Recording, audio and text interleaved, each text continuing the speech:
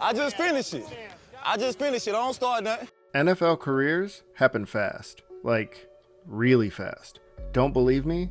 Here's what I mean. In 2020, Deshaun Watson led the NFL in passing, and he was considered a top 5 quarterback. Dalvin Cook and Ezekiel Elliott were both top 5 running backs, and Tom Brady had just convinced Tampa Bay to sign Antonio Brown. None of these statements are true today, and that's what I mean.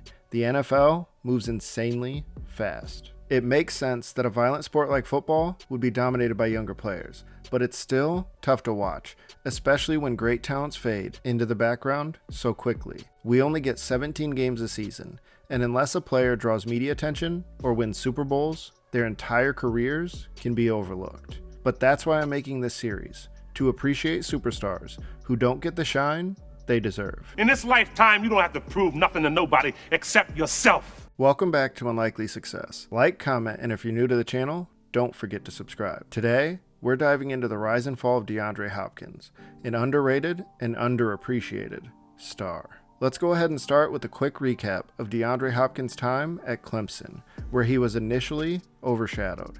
He was a 4-star wide receiver prospect and may have chosen the university because of their head coach, a young, unproven guy named Dabo Swinney. You might have heard of him. I know a guy who knows a guy who knows another guy. Swinney, a former walk-on wide receiver at Alabama, was just starting to recruit top talent, and Hopkins would become the first of many highly regarded receivers to play for him. He would play in 12 games as a freshman, posting 52 catches for 637 yards and 4 touchdowns, which led the team. But a 6-7 record didn't exactly match what Clemson would later become. While solid, his second season was overshadowed by the arrival of Sammy Watkins, one of the nation's top recruits. The 2011 Clemson offense featured future NFL players at every skill position, but Watkins took the spotlight. This is bad. Hopkins still had posted 72 receptions for 978 yards and 5 touchdowns, but Sammy bested him in every category. The season ended with a rough 70-33 loss in the Orange Bowl to West Virginia. Still, Clemson's 10-4 record and high-powered offense made it a fun season to watch at least. Hopkins' junior year would be his breakout, with 82 catches, 1,405 receiving yards, and an incredible 18 touchdowns. He was the clear team leader, and Clemson went 11-2, finishing ranked in the top 10. Despite these numbers, Hopkins was not a Biletnikoff finalist, and he only made second-team All-American. It definitely felt like national media attention was allergic to this guy. Look at me, son. It's not your fault. Hopkins would leave Clemson as the all-time leader in receiving yards and touchdowns, but despite that, he was overshadowed again in the 2013 NFL Draft, this time by electric wide receiver Tavon Austin. In fact, Hopkins' NFL Draft profile even refers to him as Clemson's other receiver. I'm telling you, this guy was constantly overlooked. Still, he was drafted 27th overall by the Houston Texans, a team that on paper looked like they were building a true contender. On the surface, it was an ideal spot. Veteran Andre Johnson was there as a mentor. They had a Pro Bowl quarterback and an All-Pro running back. But instead, 2013 was a nightmare for the Texans. Matt Schaub, once a solid QB, completely fell apart, and rookie Case Keenum didn't fare much better. Arian Foster missed half the season, and the Texans went 2-14. Hopkins, however, managed to put together a respectable rookie year with 52 catches, 800 yards, and 2 touchdowns, and he learned from the best, Andre Johnson. But losing always stings. Year 2 marked a pair of events that would lead to D-Hop's breakout. Bill O'Brien became the head coach, and DeAndre took over as the team's top wideout. Over the next 3 seasons, the Texans had winning records, made the playoffs twice, and Hopkins earned his first All-Pro selection. During the stretch, he would post 3 consecutive 1,000-yard seasons with 22 touchdowns, and all this while catching passes from 9 different quarterbacks. What did you say? And all this while catching passes from 9 different quarterbacks.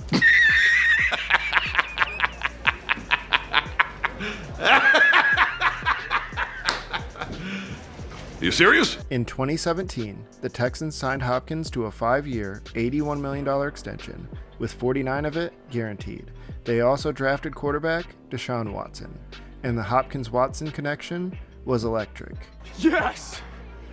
That's awesome. After a rocky 4-12 season in 2017, the Texans bounced back with 10 and 11 win seasons in 2018 and 2019. Hopkins was named an All-Pro 3 straight times. Then came the shocking 2020 off-season move. Bill O'Brien traded Hopkins and a 4th-round pick to the Arizona Cardinals for a declining David Johnson and draft picks. At the time, it was universally disliked. He told me, he said, Michael, it was a bit of a power struggle there because Coach O'Brien thought he had too much influence over the locker room. He called DeAndre Hopkins in a meeting to talk about this and to kind of, I guess, hash it out. In that meeting, he started the meeting with telling DeAndre Hopkins this that blew my mind when DeAndre told me this. He told DeAndre Hopkins, he said, hey, the last time I had to have a meeting like this, it was with Aaron Hernandez. I was like, what? He put in Aaron Hernandez in this meeting? He said, yes, he did. He said, Michael, that blew my mind that he would even bring that up. I've never been in any trouble. I don't know why would he equate me with Aaron Hernandez. And from there, the meeting just deteriorated. And from that, I think the relationship just went bad. And thus, we got a trade of DeAndre Hopkins from Houston for basically, like I said earlier, a ham sandwich, all because of that relationship. I mean, I can't believe what I just heard. I've been out on Bill O'Brien. I'm never going to be back in. And eventually, it cost Bill O'Brien his job. In Arizona, Hopkins immediately became the top target for a young Kyler Murray. Hopkins would earn his 4th straight All-Pro selection in 2020. But this would also be the peak of his time in Arizona. In 2021, he would tear his MCL, and in 2022, he faced a PED suspension. Before the 2023 season, he was released by Arizona and signed with the Tennessee Titans. Is this bad?